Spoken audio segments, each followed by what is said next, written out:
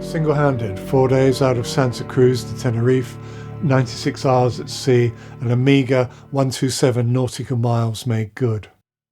Less than a mile and a half an hour. A rate of progress which means I must resign myself to enduring 5 more weeks of this before I make landfall in Falmouth.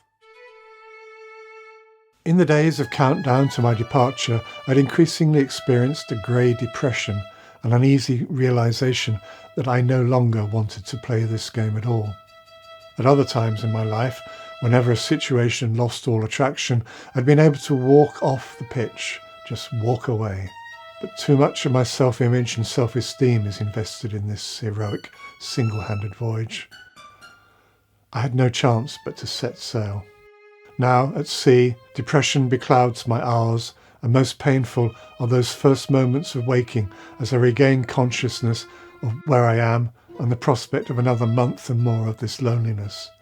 And yet, despite the collision risk of not keeping watch on deck, sleep, deep, undreaming sleep, is becoming my compulsion.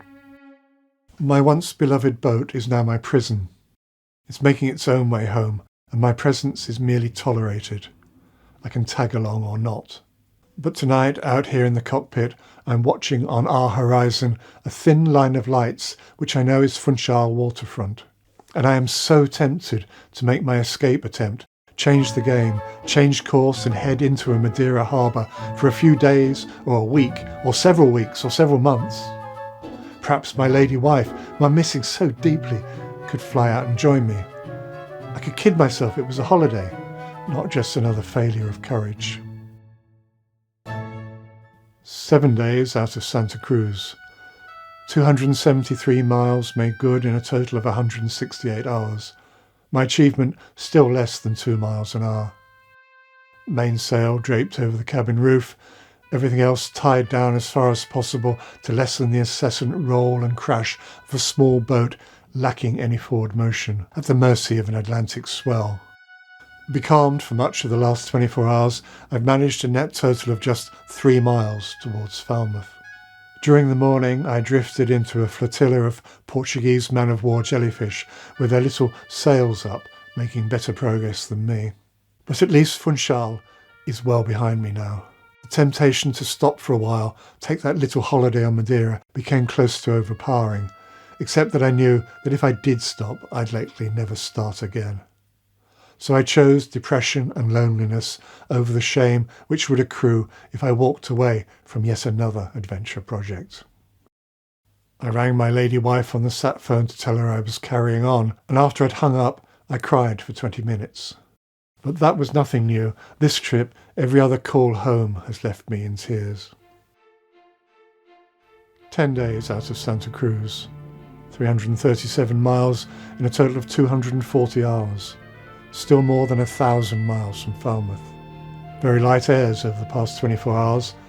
Just a dozen miles made good, but at least I've kept the sails filled. I try to sleep this time away, particularly the daylight hours when the sun is mainly either overhead or astern and there's no place except down in the cabin to hide from the heat and the glare. But what little oblivion I've managed has been interrupted a score of times by the need to get up into the cockpit and tack the boat, reset the sails and the wind vane steering yet again. Futile, enervating attempts to set a course to move us a few miles north. Today, I was so demoralised and lonely, I called up a distant container ship and asked for a weather forecast. Afraid you're sitting in the middle of a great big high, sir. So at least another week of northeasterly breezes in prospect. The American voice aboard Sealand Commitment was friendly, but it would have been uncool to stay on the radio and chat. After the call, I taped a piece of card over the GPS screen so as to stop myself constantly checking it for progress. Another no progress day out of Santa Cruz, and I've given up on Falmouth and my self-respect. And I've pointed the boat towards the Azores, little more than 200 miles to the west. I'm reading an article in the International Journal of Psychoanalysis describing the transformations El Quixote undergoes during his travels.